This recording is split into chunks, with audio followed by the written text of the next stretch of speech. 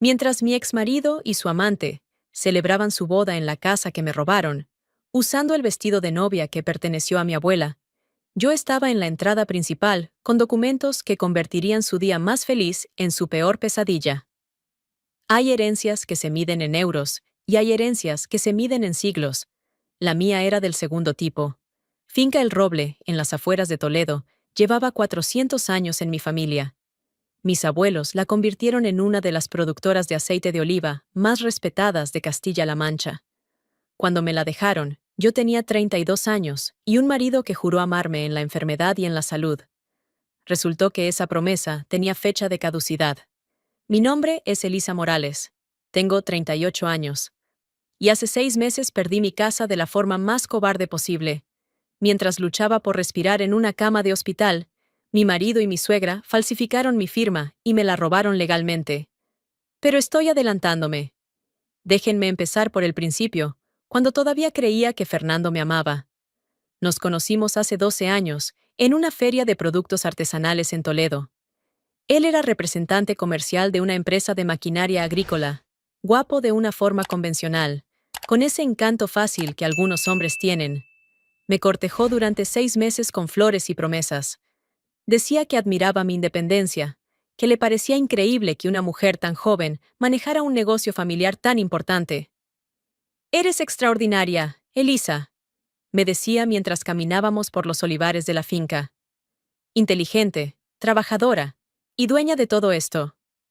Cualquier hombre se sentiría afortunado de estar a tu lado». Me casé con él creyendo esas palabras. La boda fue en los jardines de la finca, entre los olivos centenarios que habían visto generaciones de mi familia crecer. Mi abuela, que murió 2 meses antes de la boda, me había dejado su vestido de novia como último regalo. Un Dior vintage de los años 50, hecho a mano en París, con encaje francés y perlas auténticas. Me quedaba perfecto, como si hubiera sido cosido para mí. «Pareces una reina», susurró Fernando, cuando me vio caminar hacia el altar improvisado bajo el roble más antiguo de la propiedad. Y yo, ingenua y enamorada, le creí. Los primeros años fueron buenos. Fernando trabajaba, yo manejaba la producción de aceite, y vivíamos cómodamente en la casa principal de la finca, hasta que su madre, doña Adela, enviudó y decidió que necesitaba mudarse con nosotros.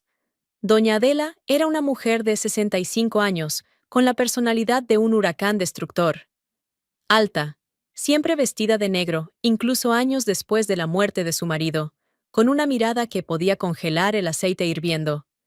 Desde el primer día, dejó claro que mi casa era ahora su territorio. «Fernando, hijo, esta sala está mal decorada», decía constantemente. «Elisa no tiene gusto. Déjame a mí reorganizar todo». Y Fernando, que fuera de casa, era un hombre de negocio seguro, junto a su madre, se convertía en un niño obediente. «Mamá tiene razón, amor. Ella tiene más experiencia en estas cosas». Doña Adela me odiaba por una razón simple. Yo tenía lo que ella nunca tuvo: patrimonio propio, independencia económica. Su difunto esposo la había mantenido toda la vida, controlando cada euro que ella gastaba. Ver a una mujer más joven, siendo dueña de una propiedad histórica, la carcomía por dentro. «Debe ser fácil ser empresaria cuando heredas todo», me decía con ese tonito venenoso mientras tomábamos café en M.I. Cocina. «No como las mujeres que realmente construyen algo desde cero. Tú solo naciste con suerte». La toleré durante años. Por Fernando. Por la paz familiar. Por la idiota creencia de que eventualmente ella me aceptaría. Pero doña Adela no estaba interesada en aceptarme. Estaba interesada en quedarse con lo mío. Todo cambió hace 9 meses, en pleno invierno. Empecé a sentirme mal. Fiebre alta, tos que no paraba, dolor en el pecho al respirar. Pensé que era una gripe fuerte. Fernando insistió en que fuera al hospital. «Ve, amor, yo me encargo de todo aquí. La producción, los pedidos, todo. Tú solo concéntrate en mejorarte». «Qué considerado», pensé. «Qué esposo atento». En el hospital me diagnosticaron neumonía grave bilateral. Mi estado empeoró rápidamente. Pasé de terapia intensiva, con oxígeno constante, inconsciente durante días por la fiebre y la medicación. Los doctores le dijeron a Fernando que mi condición era crítica, que no sabían si sobreviviría. Y fue entonces, mientras yo luchaba por cada respiración en una cama de hospital, que ellos actuaron. Estuve hospitalizada durante 3 semanas. Cuando finalmente mejoré lo suficiente para recibir el alta, llamé a Fernando para que viniera a buscarme. El teléfono sonó y sonó. Nada. Le escribí mensajes. Sin respuesta. Finalmente llamé a mi prima Lucía, quien vivía en Toledo. Ella vino por mí, extrañada de que Fernando no estuviera disponible. Cuando llegamos a la finca El Roble ese martes gris de febrero, mi corazón se detuvo por razones que no tenían nada que ver con la neumonía. Las cerraduras estaban cambiadas. Mis llaves no funcionaban. Y en la entrada principal, apiladas como basura, estaban mis pertenencias personales. Ropa, libros, fotografías de mi familia, todo metido en bolsas de plástico negro como si fuera desecho. Toqué el timbre. Doña Adela abrió la puerta. Su expresión no fue de sorpresa o alivio por verme viva. Fue de molestia, como si hubiera tocado un vendedor inoportuno. ¿Qué haces aquí, Elisa? La pregunta me dejó sin palabras por un momento. ¿Qué hago aquí? Vivo aquí. Esta es mi casa. ¿Qué significa esto? Ya no es tu casa, dijo con una sonrisa que nunca olvidaré. Fernando es el dueño ahora. Tú misma le donaste la propiedad. Está todo firmado y legal. Puedes llevarte tus cosas y buscar otro lugar donde vivir. ¿Donar? Yo nunca doné nada. ¿De qué estás hablando? Doña Adela sacó un documento de su bolso como si hubiera estado esperando este momento. Aquí está, escritura de donación, firmada por ti hace 2 semanas, transfiriendo la propiedad completa a nombre de Fernando. Todo legal ante notario. Tomé el papel con manos temblorosas. Ahí estaba.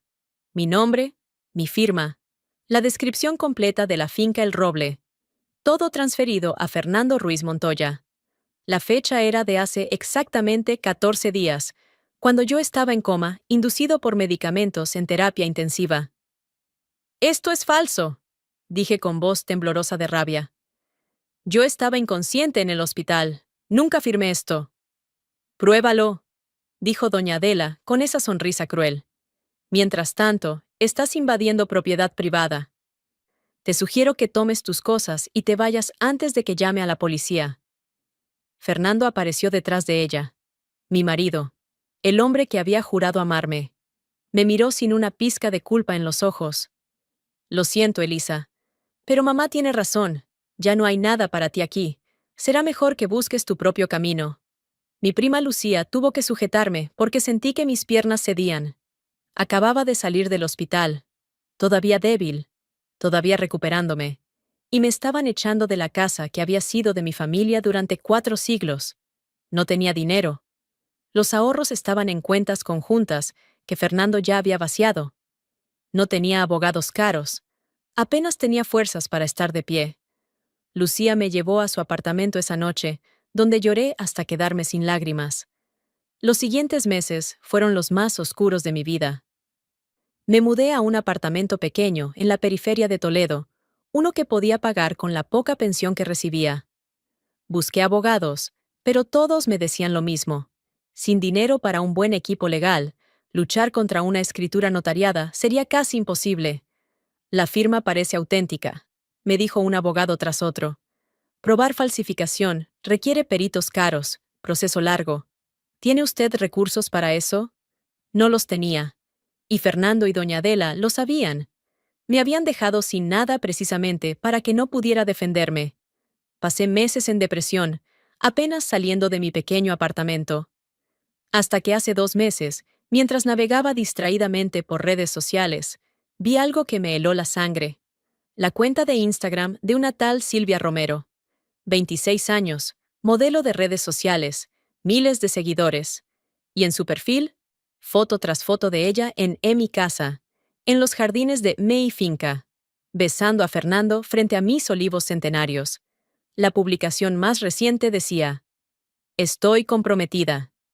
El amor de mi vida me pidió matrimonio en la propiedad familiar más hermosa de Toledo. Boda en 3 meses en estos jardines de ensueño».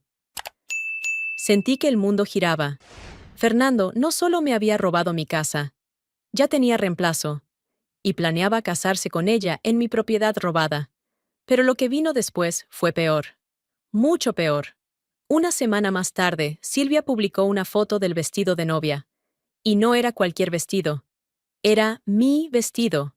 El Dior Vintage de mi abuela. El que yo había guardado cuidadosamente en el armario de la casa. Miren esta joya antigua que encontró la madre de mi prometido en el armario. Un Dior auténtico de los años 50. Lo mandamos a ajustar para mí. Voy a lucir como una reina en mi boda. La foto mostraba a Silvia probándoselo, a doña Adela ayudándola con el velo, ambas sonriendo como si fuera el día más feliz de sus vidas. Mi vestido.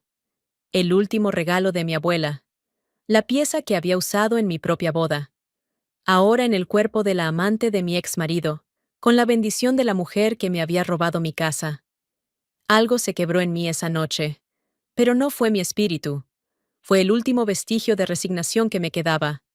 Si ellos querían jugar sucio, yo les enseñaría lo que significaba enfrentarse a una mujer que ya no tenía nada que perder.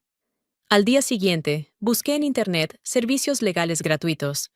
Encontré a la doctora Inmaculada Vega, abogada de la Defensoría Pública, especializada en fraudes documentales. Le conté mi historia.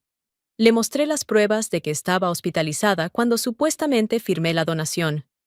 Esto es falsificación clara, dijo después de revisar todo. Y tenemos recursos de la Defensoría para contratar un perito calígrafo. Si logramos probar que la firma no es tuya, todo el proceso de transferencia es nulo. La propiedad vuelve a ti automáticamente. ¿Cuánto tiempo tomará? Pregunté con el corazón latiendo fuerte. Con las fechas y la evidencia médica que tienes, podemos acelerarlo. Dame 2 meses. 2 meses. La boda de Fernando y Silvia era en exactamente 10 semanas. Una carrera contra el tiempo. La doctora Vega trabajó como nunca había visto trabajar a nadie. El perito calígrafo analizó la firma, comparándola con documentos auténticos míos. El informe fue devastador para Fernando. La firma en la escritura de donación fue claramente falsificada. Los trazos no coinciden con el patrón auténtico de la firmante. Nivel de certeza: 98%. Con eso, la doctora Vega presentó demanda de nulidad ante el Tribunal Superior de Toledo, solicitando proceso acelerado por fraude evidente. El juez, al ver la evidencia médica de que yo estaba en coma cuando supuestamente firmé, y el informe del perito, aceptó. 3 semanas antes de la boda de Fernando, recibí la llamada. La doctora Vega casi gritaba al teléfono. «¡Elisa! ¡Ganamos!». El juez anuló la donación. La escritura es legalmente inválida. La finca El Roble vuelve a tu nombre. La sentencia es inapelable y ejecutiva de inmediato. Recuperaste tu casa. Lloré. Lloré como no había llorado en meses. Pero no eran lágrimas de tristeza. Eran lágrimas de justicia. ¿Qué sigue?, pregunté limpiándome los ojos.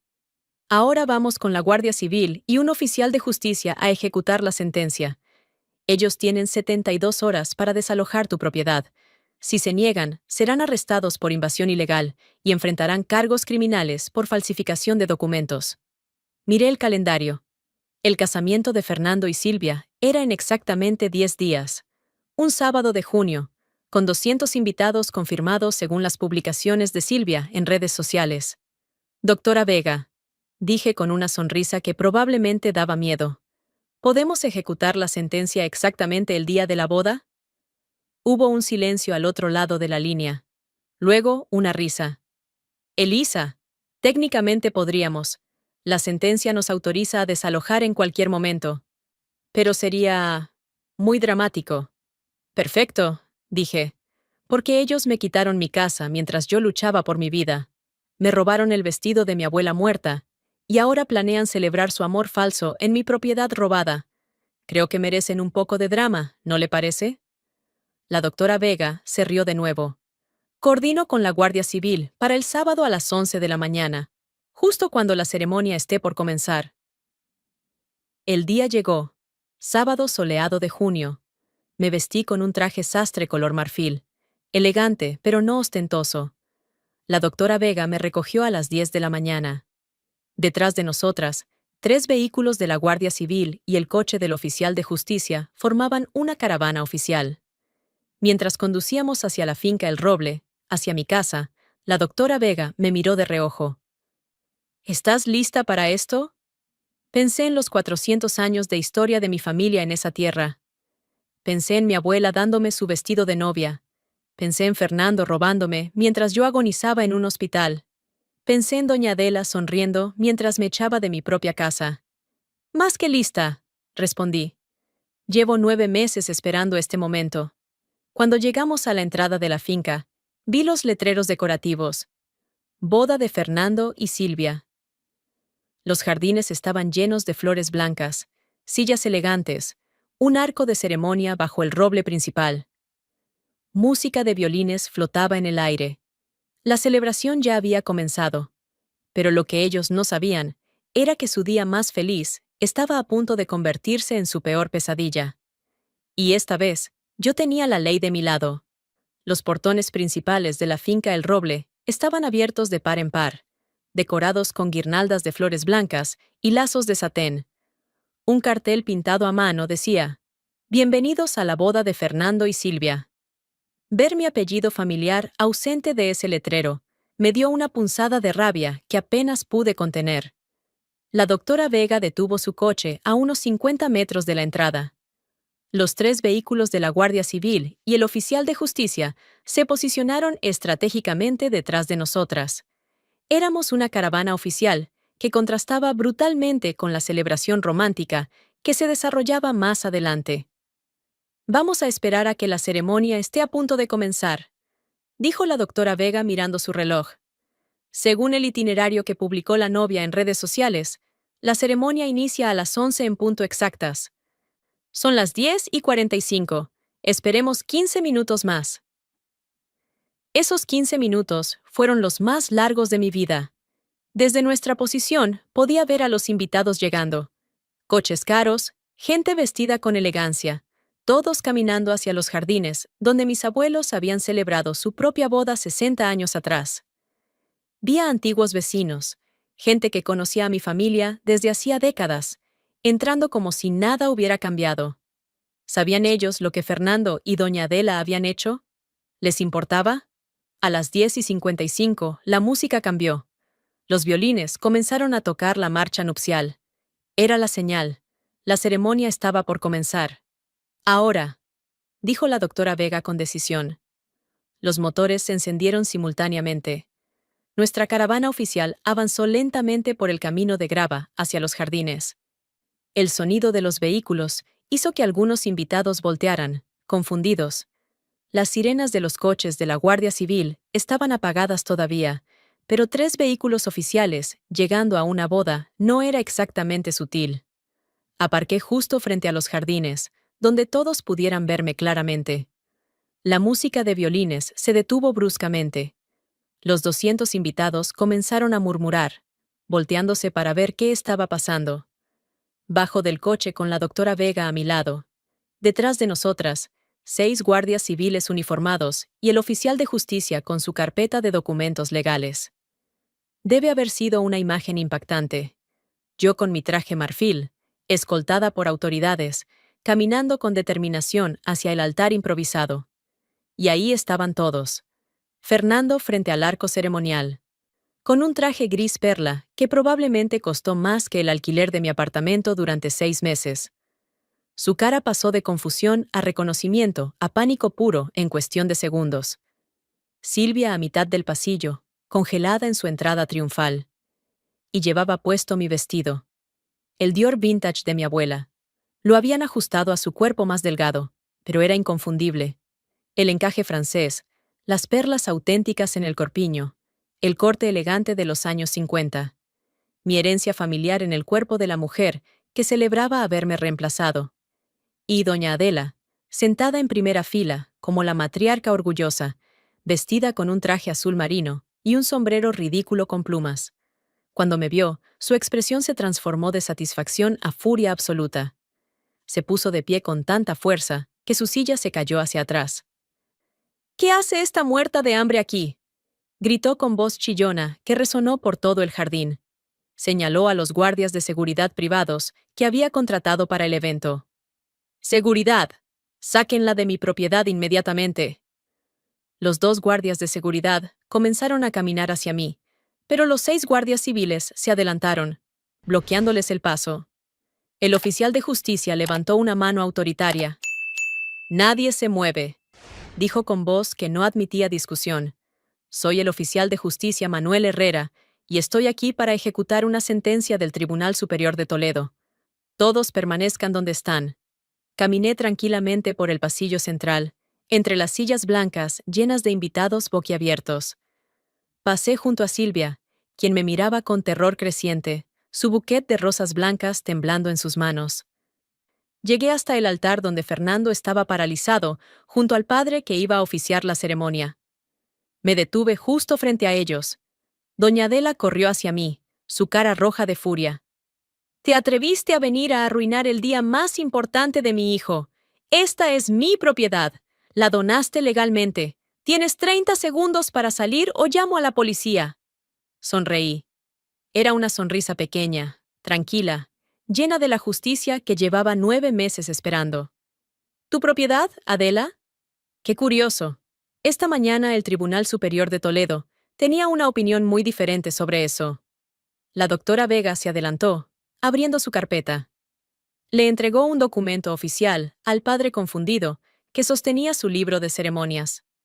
«Padre, lamento interrumpir, pero esta ceremonia no puede continuar. Esta propiedad está bajo orden judicial de desalojo inmediato».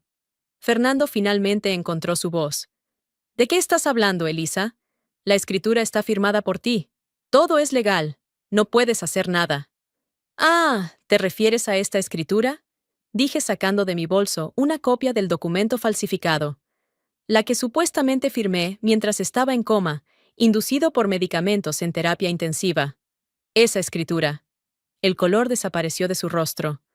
La doctora Vega continuó con voz profesional y clara para que todos los 200 invitados pudieran escuchar.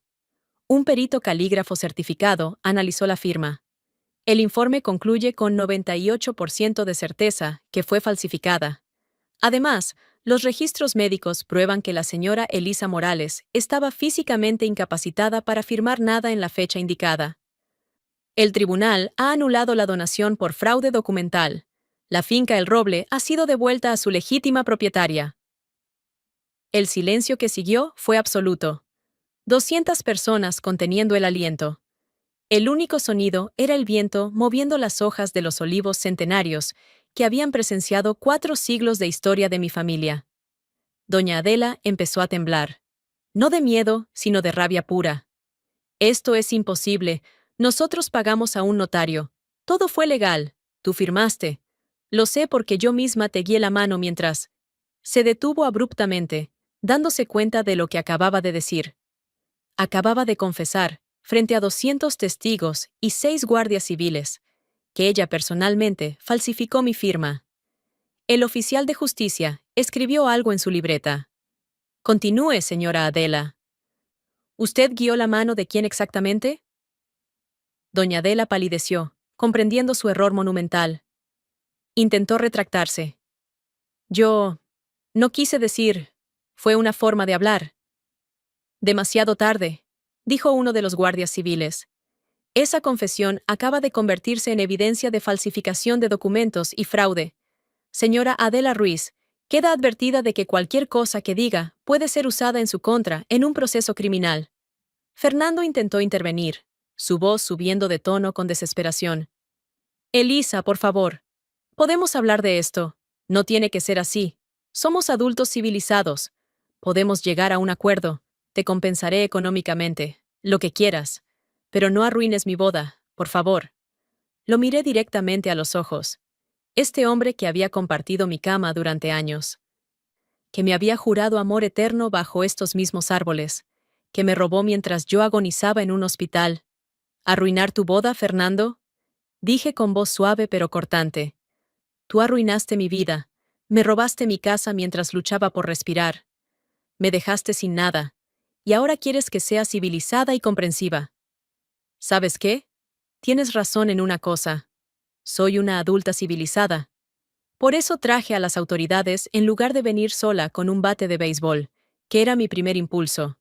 Algunos invitados dejaron escapar risas nerviosas, otros lucían escandalizados. Varios ya estaban grabando con sus teléfonos. Me volví hacia Silvia, quien seguía parada en medio del pasillo, congelada como una estatua. Silvia, ¿verdad? Disfrutaste mucho publicar fotos en mi casa robada, presumiendo tu boda de ensueño en la propiedad familiar de tu prometido.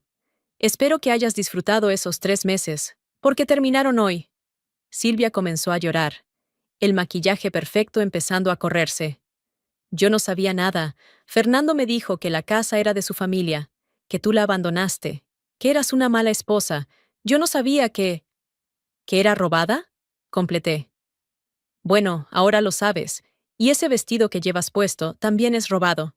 Perteneció a mi abuela. Lo usé en mi propia boda. Y no tienes ni el derecho legal ni moral para llevarlo. El oficial de justicia levantó su documento oficial. Según la sentencia del tribunal, el señor Fernando Ruiz Montoya y la señora Adela Ruiz tienen 30 minutos para desalojar esta propiedad con solo sus pertenencias personales. Cualquier objeto que perteneciera previamente a la señora Elisa Morales debe quedarse. Eso incluye. Miró directamente a Silvia. El vestido de novia que la señorita actualmente lleva puesto. Silvia soltó un grito ahogado. ¿Qué? No pueden pedirme que me quite el vestido aquí, frente a todos. Tiene dos opciones, dijo la doctora Vega con tono profesional. Una oficial femenina de la Guardia Civil puede acompañarla dentro de la casa para que se cambie y devuelva el vestido. O puede negarse, y será acusada de apropiación ilegal de bienes ajenos, lo que añadirá cargos criminales a su nombre. Usted decide. Silvia miró a Fernando con desesperación, esperando que él la defendiera, que hiciera algo. Pero Fernando solo miraba al suelo, completamente derrotado. Finalmente, una guardia civil se acercó. Señorita, por favor, acompáñeme a la casa. Le daremos privacidad para que se cambie. Silvia comenzó a sollozar mientras caminaba hacia la casa, escoltada por la oficial. Los 200 invitados miraban en silencio absoluto, probablemente preguntándose si esto era real o algún tipo de performance artística extraña. Me volví hacia los invitados. Reconocí a muchos, vecinos de toda la vida, antiguos clientes del aceite de oliva de mi familia, gente que conocía la historia de la finca El Roble. Sé que muchos de ustedes están confundidos, dije con voz clara. Déjenme explicarles qué celebraban hoy realmente. No era una boda romántica. Era una celebración de fraude y robo. Mientras yo estaba en coma en un hospital, Fernando y su madre falsificaron mi firma para robarme la propiedad que mi familia construyó durante 400 años. Me dejaron sin hogar, sin recursos, esperando que fuera demasiado débil o pobre para luchar. Se equivocaron. El murmullo entre los invitados creció. Muchos parecían genuinamente escandalizados. Algunos comenzaban a levantarse, claramente incómodos con ser parte de esta situación. Doña Adela intentó un último ataque. Mentirosa. Todo esto es teatro. Tú siempre fuiste una manipuladora. Mi hijo es el verdadero dueño.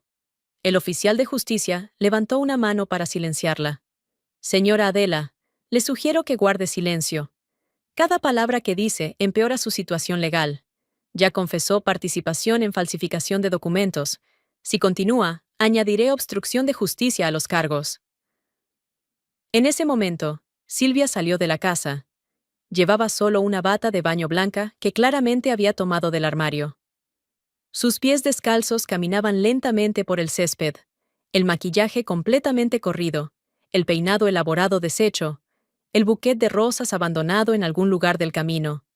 La oficial la escoltaba, llevando en sus brazos cuidadosamente el vestido Dior de mi abuela. Me acerqué y tomé el vestido.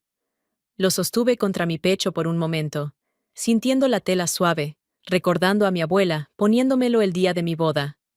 Lágrimas que no esperaba empezaron a correr por mis mejillas.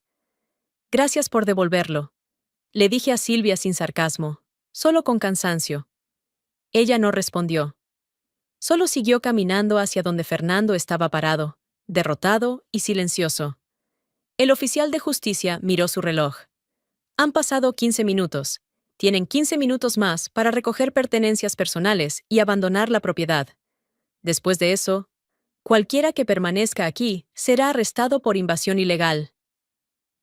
El caos fue inmediato. Los invitados comenzaron a levantarse en masa, dirigiéndose a sus coches. Nadie quería ser parte de lo que claramente se había convertido en un desastre legal.